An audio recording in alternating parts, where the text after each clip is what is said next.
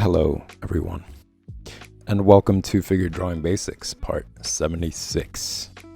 This is Art Lounge Alley, and I am your host, who is going to start the stream right where we left off yesterday. And that was dealing with this drawing right here. What you guys are looking at, for those of you who are just tuning in for the very first time, is just face diagrams showing what the face looks like when the light hits it in a specific direction. So in this case, it would be that the light source is directly on the face. As you can see by the diagram, shadows are cast underneath the nose, underneath the chin, and under the top lip. For this one. And for this one, this is more of an extreme angle. It is coming from the right, directly from the right. So just using this as an example, as you can see here, it's nowhere towards the front. It's directly from the side, on the right side, and the light is coming in. And as you can see, everything on the left side is pretty much in shadow. Just a sliver of, I'll make sure it's visible for you guys in the camera. Just a sliver of light getting to the cheekbone right here, as you could see. And everything else is really pretty much in shadow. You can see the upper part of the lip is in shadow as well as it curves. So as it curves away from the light, you start to form shadows there. And as you can see at the bottom of the nose as well, there's some shadow as well. There's a shadow underneath the lip. So it's very much similar to this diagram, despite the face features being different, right? So it's just something to note that regardless of what the face features are, this is how the light affects the face, how the shadows are formed on the face. You can see that the sockets are also getting a lot of shadow. The bridge of the nose is blocking any of the light from actually hitting that area, so you can see the shadows are pretty dark there. Same thing for this eye right here. So yeah, these diagrams just demonstrate the light source in the extreme form, and here you guys can see just like the gradual transition from highlights, midtones to shadows.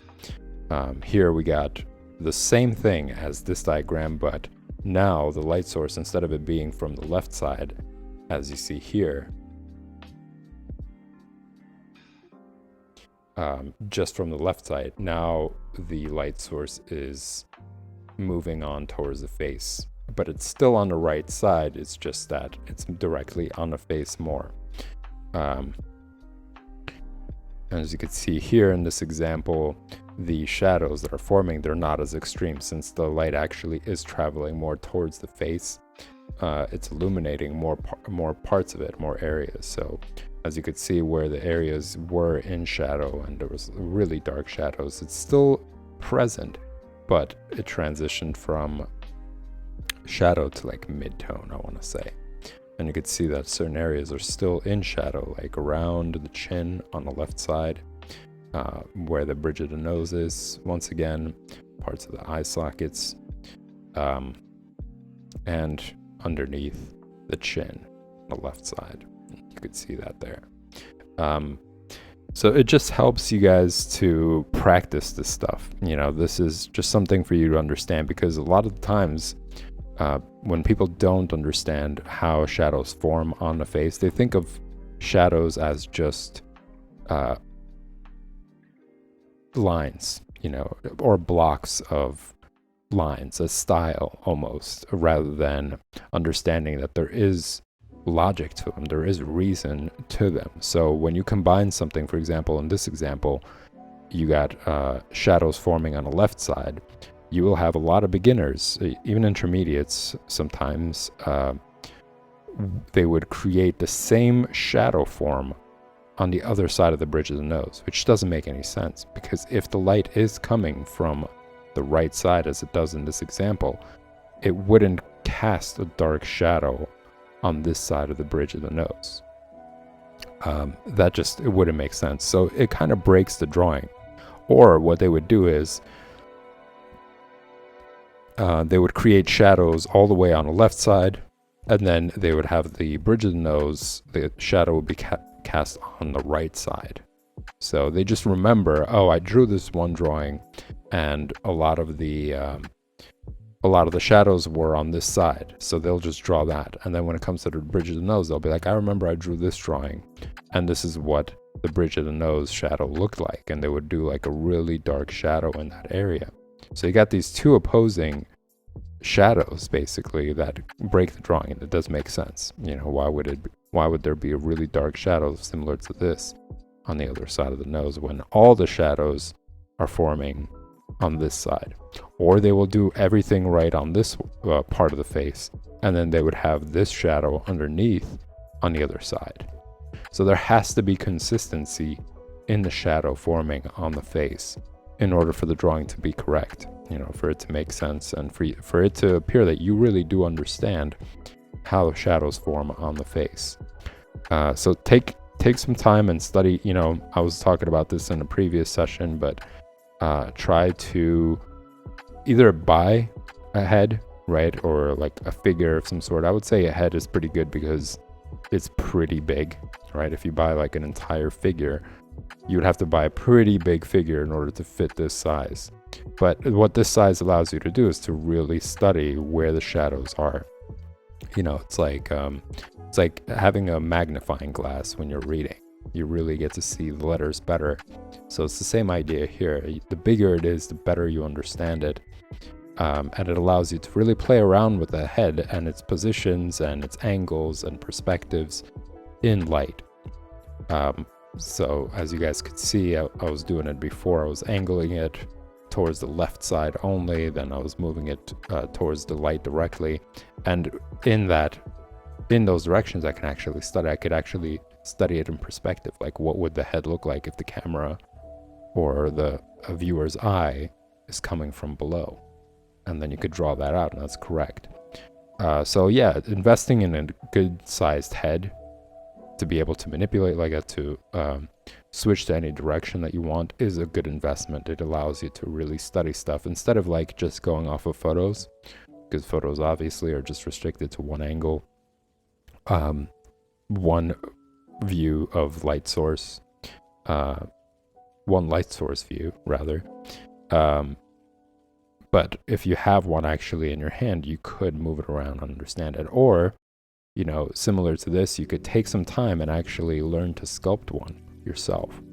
And that's probably going to be more time consuming, but it's going to be very rewarding because you will have even a greater understanding of how the face is formed.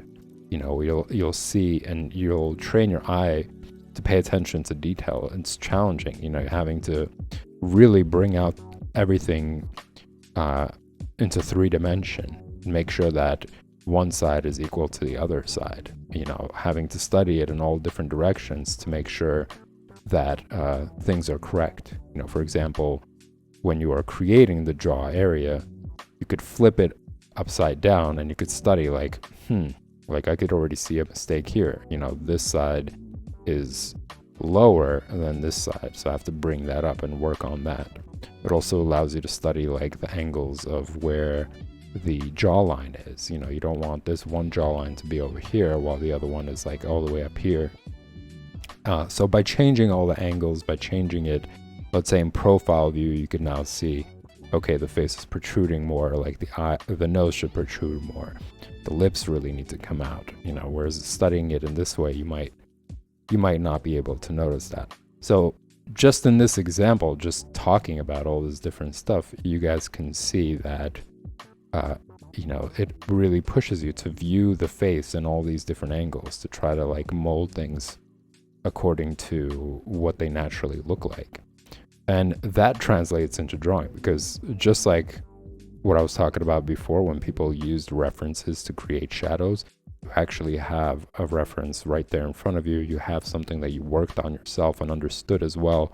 So when you're creating the shadows, you could be like, well, since the light source when I was making it was coming from the top down, I know that underneath the cheeks or the cheekbone, there's going to be some shadow there. And it was a top-down view, so it would be the same thing for the other side. So just all that really translates into your drawing as well. You guys can look at some YouTube videos as well that give you demonstrations of like how to sculpt a face. Maybe that's something that I'm going to do in the future. I'm not really sure. This is something that I worked on for quite a bit before, and just added things recently. But yeah, we'll see. Maybe that is something that I will do. If you guys would like to see that, actually leave a comment. Let me know if you're interested in actually seeing the process for it on Art Lounge Alley. But for now, I'm just going to stick to drawing. I'm going to just move on to the next one. And this one was pretty challenging as well, because this is what I was talking about before. This is the angle where the light source is coming from the bottom up. And you guys can see what areas really got highlights. So previously here you would see shadow forming on the upper part of the lip. Here it flips. It's the opposite. So now its highlights are forming there since light is traveling upwards. It's casting a shadow underneath because of the chin. This area, if the light is coming from here, this chin is blocking any light from reaching underneath. So in this example, it's kind of hard to see because the light source is still coming from this direction. But if I was to like flip it, let's just say, you could see how, there's like this area right here underneath the lip. It's the chin is casting a shadow. It's blocking any light from reaching this area right here. It's also blocking, and then this part of the lip, the bottom part of the lip, is blocking any light from reaching here, but it is hitting the upper part of the lip, as you could see. So very similar to this. The bottom part of the nose is getting a lot of highlights. The upper lip is getting a lot of highlights. The chin is getting a lot of highlight. And previously, as you saw in these examples, where the eye socket area didn't get any, so in this case it's reversed. It's getting plenty, whereas everything else is in shadow. So it just kind of flips itself. It reverses based off of what you saw here. So I'm pretty much done with this diagram. I'm not going to spend more time on it. I'm going to move on to the next one. And this is going to be the opposite of this one right here. I'm going to try to fit this in to this section right here with the model below it, as I am keeping my promise of having to fill up the space as much as possible. So as always, I'm going to do a quick sketch placeholder to make sure that everything fits within, and the size is just the right size.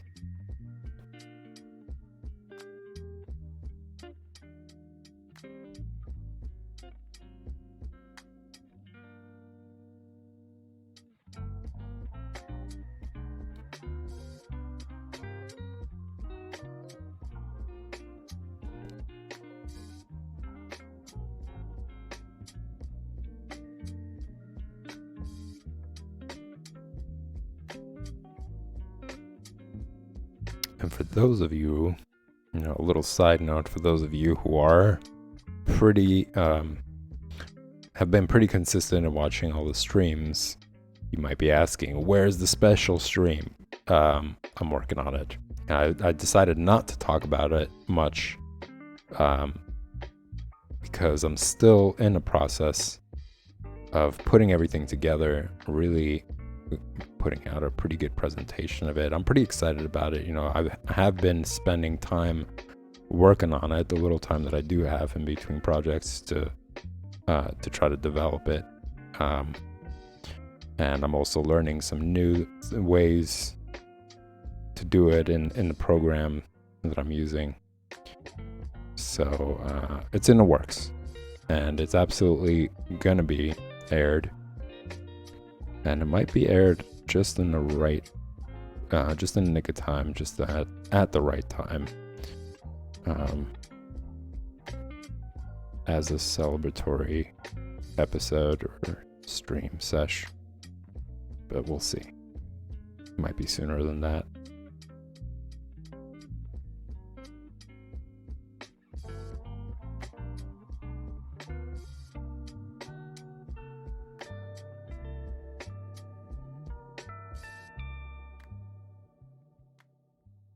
But yeah, as I'm creating this, it's a lot of fun. I'm getting to see all these different artists and their style and kind of work that they produced, as well as like just moments of history, which is really fascinating as well.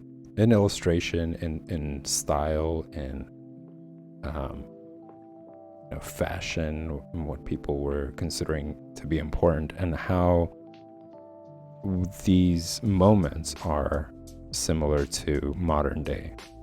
Like, what did people do, let's say, as a form of entertainment, or what were the bourgeoisie wearing at the time in comparison to now, and just being like, well, this is what they're doing now. This photo or this illustration would be substituted with these kind of images. So it's kind of cool just to see that, and just compare to modern day and be like, this is where things have changed. This is how things have changed, and that sort of thing. So yeah, it's a fun process, and I don't want to rush it and overlook opportunities to really present it in a fun way.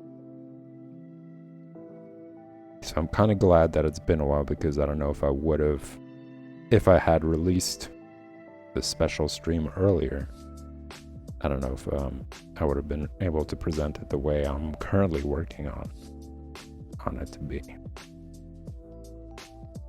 And I think I just underestimated the amount of time, or just kind of got carried away. I kind of went into a rabbit hole. I started out with just wanting to present one artist and showing you guys some images of his work, and maybe some other ones, and then I just went into a rabbit hole, like, oh, there's this artist that really inspired him, and what was that like, and then reading about that artist, and just getting sucked into the history of that period. It really took me into a rabbit hole of information and just art in general.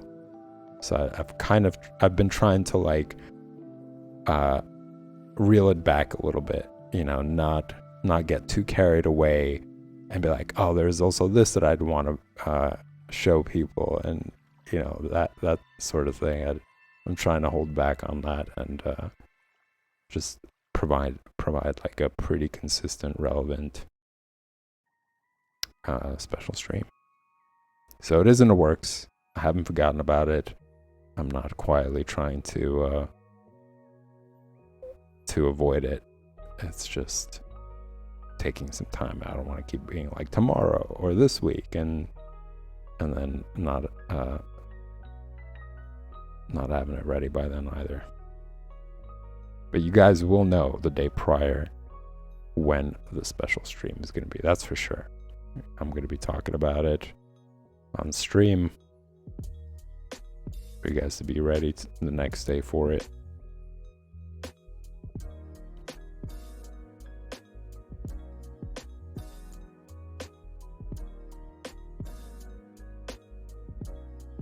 So another challenging thing that popped up actually in my memory, and I remember, like, as I was looking through all these photos, I noticed that there were some where I could kind of tell what was the earlier work, or rather, when I was searching for images for these artists, I would see people trying to mimic the the paintings, study the paintings, and I would look at it and I'm like, oh, I remember when I would make that mistake. And I still do it. It's just maybe not as extreme as what that example I saw online.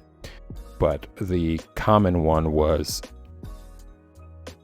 when drawing from a reference, not really knowing the scale of face features. So I was looking at a photo that was done by someone else who admired the artist, and knowing the original image that the artist made, I knew that the eyes were bigger, and I think that the person who was studying it, they noticed that the lips were bigger and they didn't pay attention to the eyes. So they drew pretty big lips on the face, but then the eyes were small in comparison to them. So, the very common mistake people make when they are working from references is not really paying attention to the scale of everything in comparison to each other. So like, how big are the eyes in comparison to the lips? How big are the lips in comparison to the nose? How big are the eyes in comparison to the nose? Like, all these different checklists or things to checklist are important.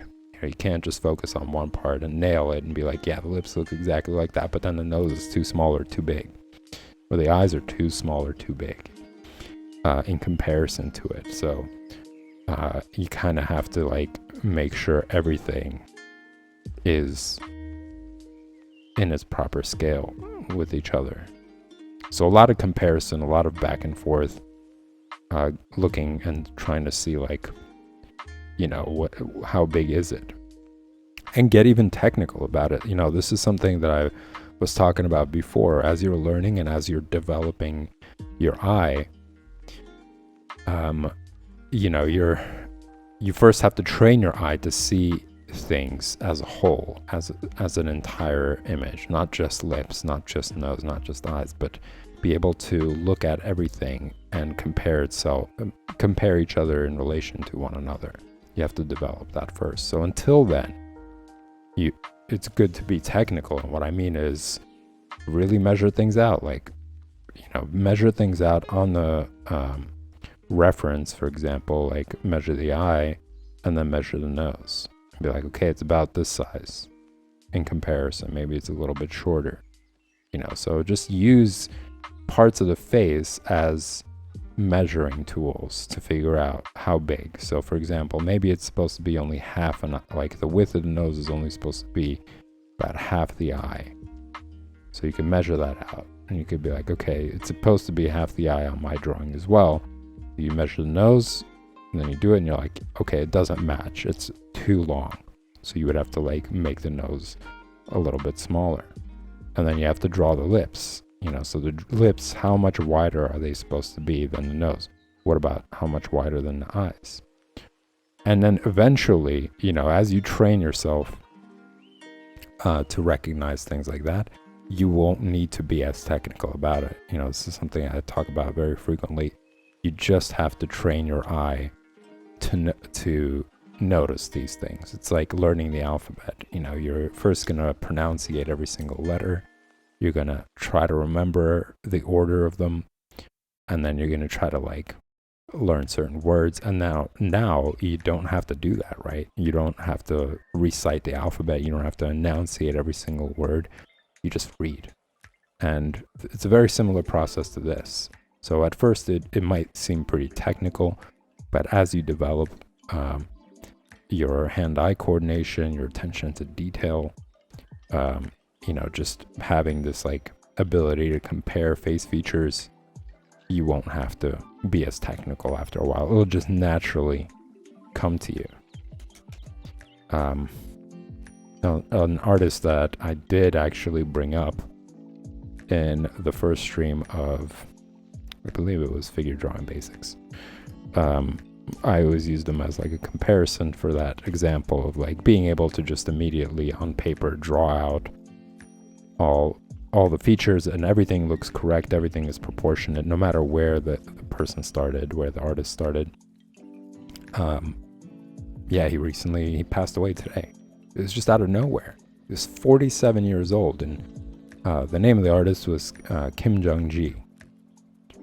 And yeah, I was so shocked by it. I couldn't understand. Like, I saw videos of him on Instagram. He was doing like a European tour, and he looked fine. You know, there usually is like, you could notice kind of looking at them that there's some sort of health issue going on or something's off, but I don't know. I'm not an expert. I guess I can't really claim 100%, but 47 years old, and he said that he was going from France to New York, I think, and he said that he was feeling chest pains, and then he was taken to the hospital and he passed away. And it's just so sad. You know, he's such a great artist. If you guys missed it, check out the first stream. I show you guys like a video of him working, and he's like illustrating on a big whiteboard, and he's just using a pen, and he's able to create the entire scene without sketching, without anything, straight from his imagination onto paper, no hesitancy. He's one of the most incredible artists. And yeah, I just used him as an example to say that you eventually, as you practice, as you understand all the features and understand anatomy and proportion, all that stuff, you eventually get to that level where you're able to just draw anything, and it all looks proportionate, it all looks anatomically correct. The perspective is great.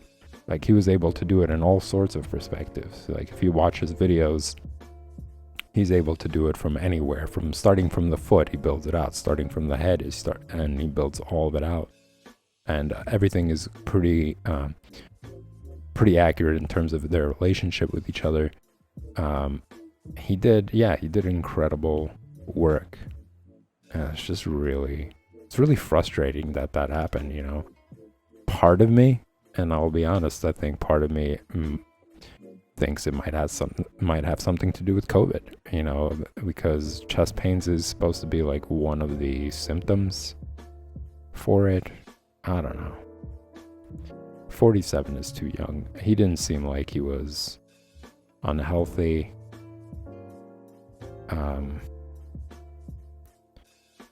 Really frustrating. So sad news for that.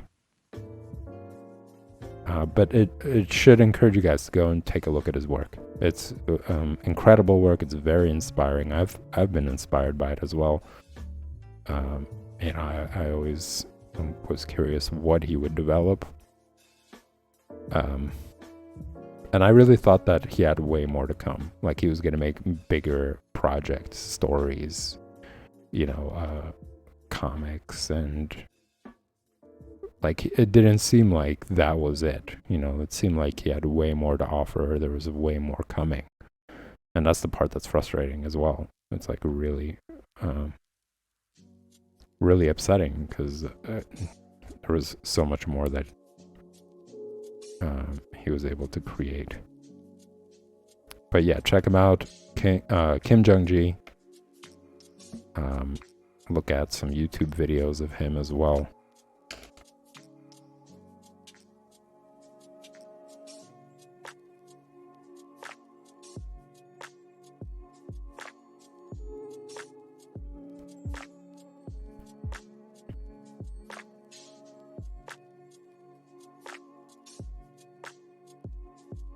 Right now I'm just sketching out areas that are going to be in shadow.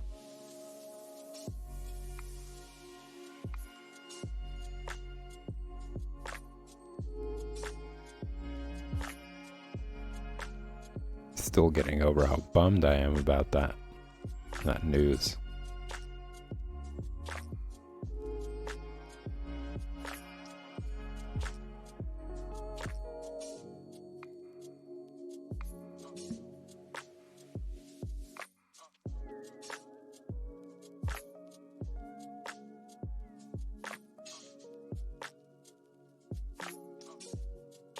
Yeah, and he's a Korean artist. For those of you curious who've never heard of him, I mean, he's a Korean-based artist.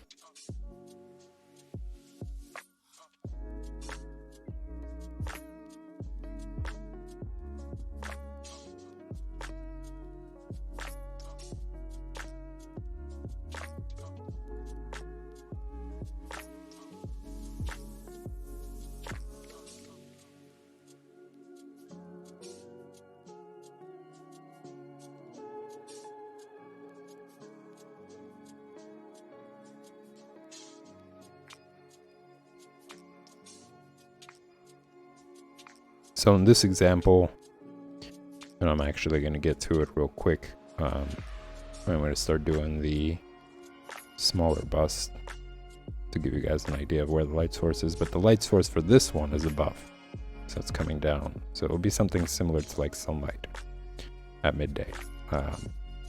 That would be the light source for this example. So coming back down here, I'm going to do a quick one as well. Well, relatively quick.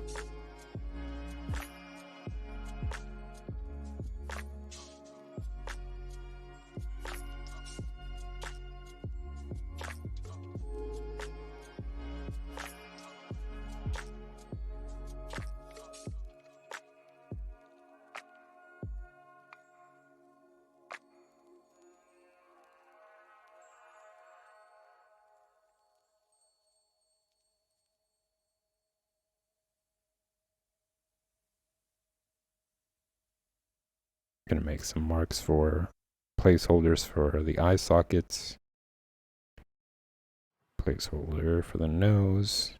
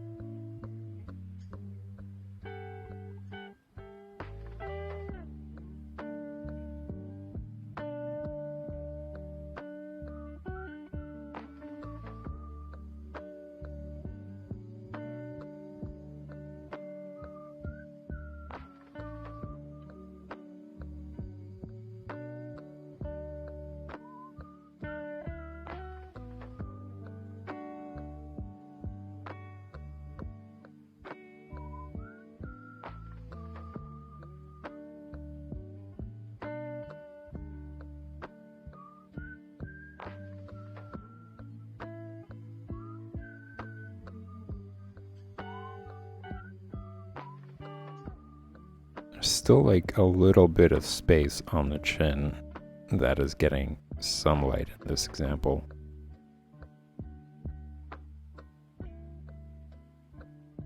So I'm going to leave that there.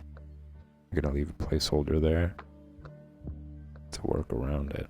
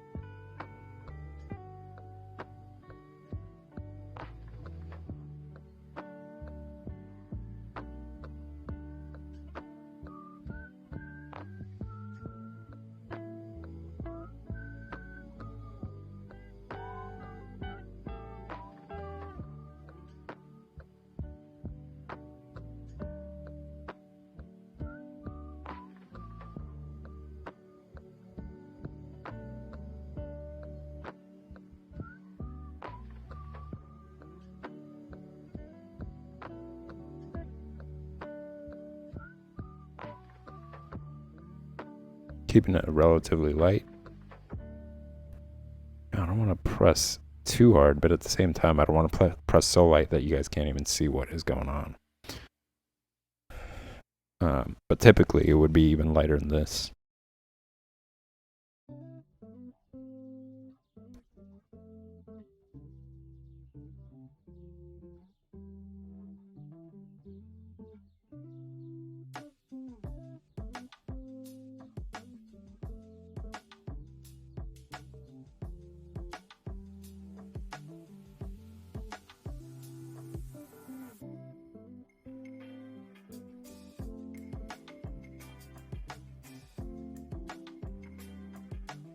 But yeah, what I was talking about earlier, just the proportion and scale is very challenging. I'm not going to deny that. That is the most, I guess, the biggest challenging part about working from references is making sure you understand the scale of everything in comparison to each other. And not just being caught up on one thing that you really like. So like in that example that I was talking about with the person studying the painting, they only drew the lips as big as they're supposed to be on the face. Meanwhile, everything else was shrunk, or it didn't even get that much attention. Like I could tell just by looking at the drawing that they really spent a lot of time on the lips, but everything else was kind of like brief. And some shortcuts were taken in order to get there. So it's like, it could be, you could easily get caught up in the jubilee, I guess, of like nailing something down. You're like, oh, this looks so good, I'm so happy about it, and you just want to get this painting or the drawing done quickly so you could be like, this is great, you know, good amount of work. And that's a pitfall. Like, you don't want to rush the process. It's gonna make what could have been a great drawing a rushed job. You know, you gotta care, really, and that's a really important thing. You gotta really care about everything when it comes to a drawing. You know, and that's something that I actually noticed in my own work as well. Like, there were some, like I was looking through some previous projects that I've done, and I noticed that when I was working on, let's say, trash that's laying on the floor, right? I was trying to draw out the panel, and I was trying to give like the scene some grit, and I noticed that I didn't spend much time on the trash. You know, it just looked like I quickly wanted to do something and just move on to other parts in the drawing. And now that I'm working on this project where I'm really spending a lot of time on even the floor and even like just little bits of trash here and there, I'm like, man, what a sloppy job. You know, shame on me for not really seeing it through and not spending more time on even just that, something that's supposed to be a decorative piece, you know, something that's supposed to be just leaving a certain impression, not so much a focal point of the drawing. But it really does build everything up. You know, it really does, at the end of it, build an environment or help to build a feeling for the drawing or atmosphere in the drawing. And if it's a rush job, then it also just reflects that as well.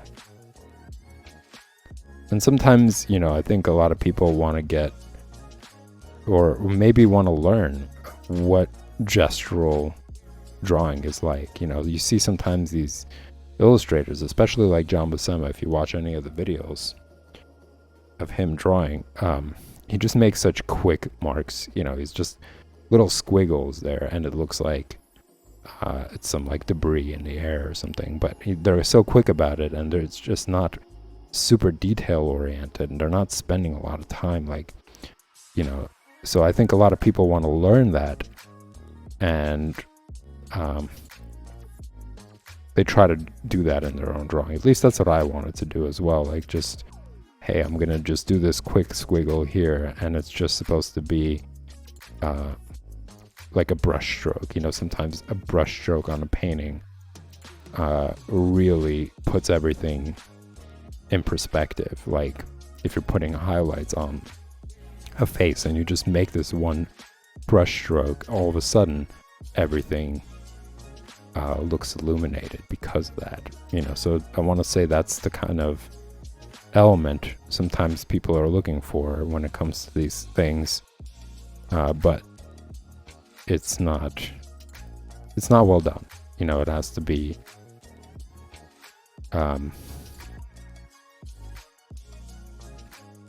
I don't know, I guess you got to spend more time on it until you get really good at it, just the same way as anything else. Don't rush it, and then you get good results from it, and you could rely on that result as your go-to next time you want to do a brush stroke sort of effect on your illustration. You're like, I know this looked good, so I can use that. I want to say that's actually what artists like John Buscema did. Like, they probably did make that squiggle a couple of times before, and they spend time on making sure that it comes out well, or it's in the right place. And then they're like, okay, I could rely on this squiggle to be transferred into like another scene or another moment in a drawing, and I know that it works. So they're past the experimental stage, kind of, and they're just pulling things from their visual library. Like, this works, that works, this looks great, I did this before, this looks good. And they're just mixing, matching, combining all these things they know really stood the test of time, kind of, or withstood the test of time, and that's why it looks good. Whereas if you're just experimenting for the very first time, which I'm encouraging, I do think that's also important, but it's also important to try to be as objective in your perspective on your drawing as possible, not get carried away with the idea like, yes, I just made a quick brush stroke and that's it.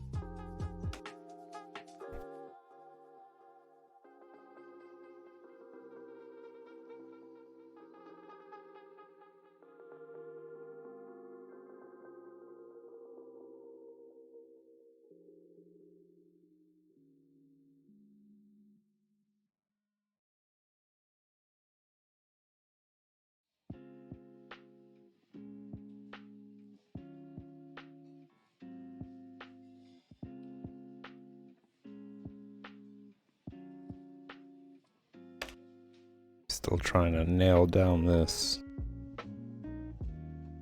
talking about all this stuff as far as like scale goes, and I don't want to make that mistake here as well.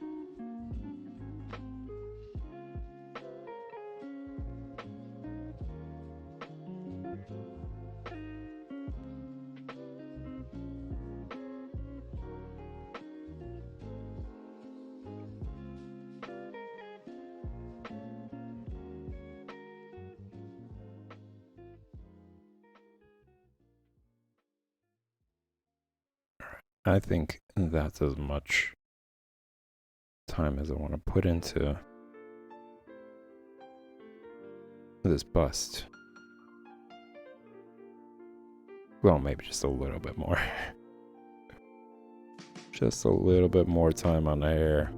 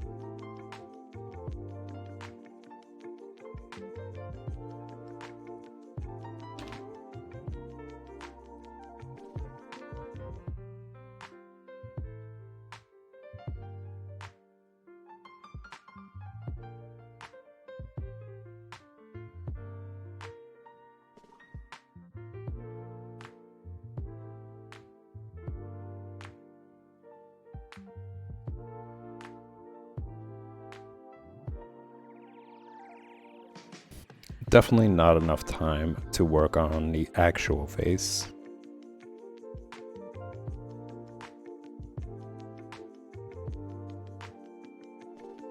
But I might as well get started on it. There's about like 2 minutes left, y'all. Unfortunately, I do have to end the stream for Figure Drawing Basics and get ready for the next stream, which is coloring comics. So I'm going to be coloring John Buscema's Conan the Barbarian. You guys are going to see some of older work. Now I could finally say older work, as in my older sketchbook. I have to bring it back because there's plenty of panels there that still need to be even inked. So while I am not using this sketchbook anymore, I do revisit it for the stream. So you guys can get to see that. And I'm going to be doing some India ink coloring. So that should be fun. It's unfortunately once a week. I just don't have enough time to do it more often. But I am working my way towards building that time and availability, because I do enjoy that. I do enjoy streaming. I do enjoy doing all these different things. It's just simply can't fit into my time schedule. So if you guys did enjoy this content, remember to hit the like and subscribe button. They both help the stream and are greatly appreciated by yours truly. You will also get a notification when you subscribe when I'm going to be going live. You're going to get a jingle, you're going to get an email saying, yeah, live in 5 minutes or so. And yeah, stick around. I'll be back in 5 for more Art Lounge Alley. Thanks for tuning in, y'all.